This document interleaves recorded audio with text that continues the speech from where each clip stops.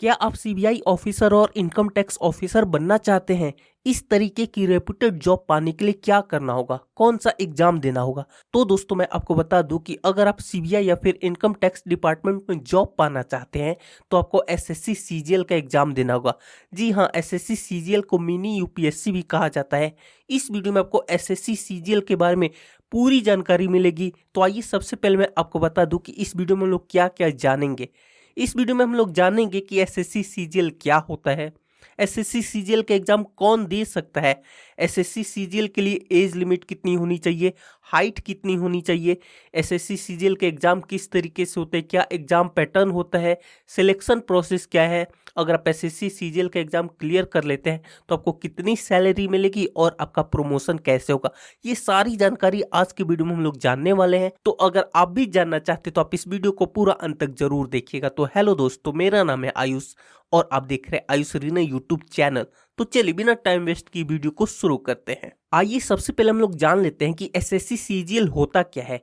तो देखो गाइज, अगर हम लोग फुल फॉर्म की बात कर ले तो एसएससी का फुल फॉर्म होता है स्टाफ सिलेक्शन कमीशन, जिसकी स्थापना 1975 में हुई थी। और सीजीएल का फुल फॉर्म होता है कंबाइंड ग्रेजुएट लेवल।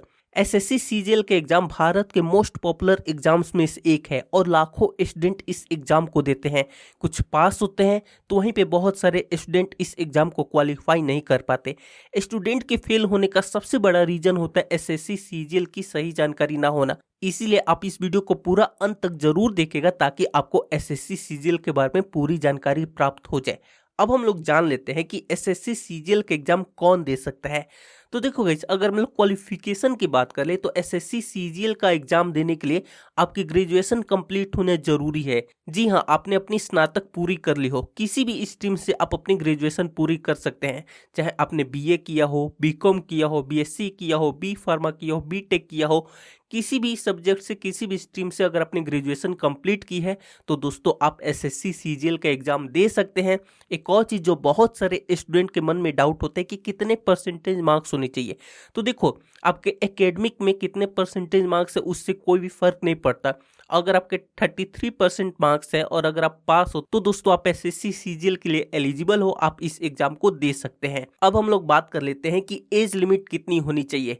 तो देखो गाइज, एसएससी सीजीएल के लिए जो एज लिमिट है 18 से 32 साल के बीच आपकी एज लिमिट होनी चाहिए। यह है जनरल कैटेगरी के स्टूडेंट के लिए। अगर आप ओबीसी से आते हैं तो जो आपकी एज लिमिट हो जाएगी 18 से 35 साल, और अगर आप एससी और एसटी से बिलोंग करते हैं तो जो आपकी एज लिमिट होगी 18 से 37 वर्ष तक होगी।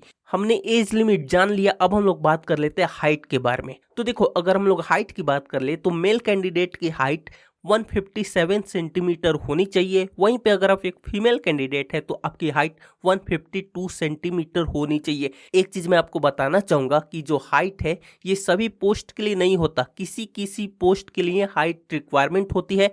बाकी जो अदर पोस्ट है उसमें आपको हाइट कम हो ज्यादा उससे कोई भी फर्क नहीं पड़ता। आइए अब हम लोग बात कर लेते हैं एग्जाम पैटर्न के बारे में, क्योंकि दोस्तों ये समझना बहुत ज्यादा जरूरी है। एसएससी सीजीएल में बेसिकली 4 स्टेज होते हैं जिसको tier 1, tier 2, tier 3 and tier 4 कहा जाता है। जो टीयर 1 होते हैं ये क्वालिफाइंग होता है। इसमें बेसिकली आपके 4 सेक्शंस होते हैं, English, mathematics, general awareness and reasoning. ये चारों सेक्शन से 25-25 क्वेश्चन आते हैं।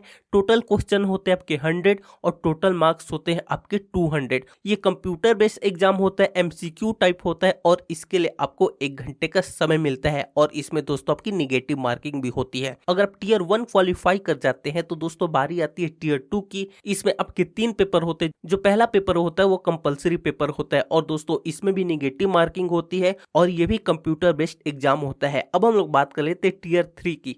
तो दोस्तों टीयर 3 होता है डिस्क्रिप्टिव टाइप पेपर होता है, यानी कि इसमें आपको letter writing and essay writing लिखने को आती है। ये 100 नंबर का होता है और इसके लिए आपको 1 घंटे का समय मिलता है। इसमें आपको बस क्वालिफाई करना होता है 33% मार्क्स से। और जो टीयर 4 होता है ये सभी पोस्ट के लिए नहीं होता है। ऑडिटिंग वगैरह से रिलेटेड जो पोस्ट है उसमें टीयर 4 होता है। इसमें आपको टाइपिंग वगैरह और स्किल टेस्ट चेक की जाती है।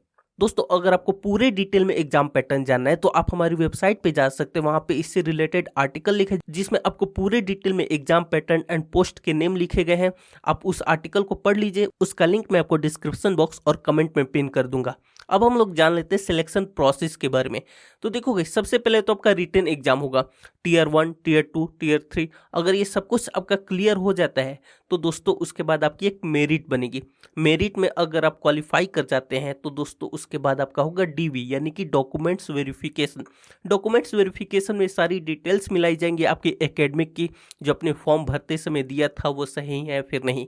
इसके अलावा दोस्तों आपका होता है मेडिकल टेस्ट। अगर ये सब कुछ क्लियर रहा तो दोस्तों आपका सिलेक्शन हो जाएगा, आपको ज्वाइनिंग लेटर मिल जाएगा, उसके बाद आपकी ट्रेनिंग होती है। अब हम लोग बात कर लेते हैं सैलरी के बारे में। तो देखोगे एसएससी सीजीएल में बहुत सारे पोस्ट होते हैं तो सबकी सैलरी एग्जैक्ट सेम तो नहीं हो पाती, लेकिन मैं आपको अगर एक एवरेज सैलरी बताऊं तो आपकी सैलरी 70,000 से 75,000 हो सकती है इन हैंड। इसके अलावा गवर्नमेंट की तरफ से आपको बहुत सारे अलाउंसेज मिलते हैं। अब हम लोग बात कर लेते हैं प्रमोशन की कि जॉब लगने के बाद कैसे प्रमोशन होगा।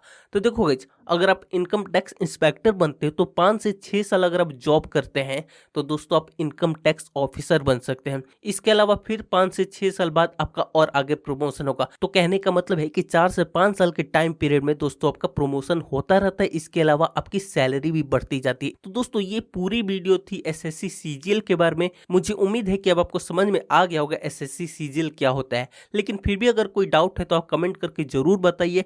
और आप ये भी बताइए कि अभी आप पढ़ाई में क्या कर रहे हैं, किस क्लास में हैं। और अगर आपको ये वीडियो पसंद है, वीडियो को लाइक करके चैनल को जरूर से सब्सक्राइब कर दीजिए और हाँ, इस वीडियो को शेयर जरूर से करें। मिलते हैं आपसे अगले वीडियो में। Thanks for watching.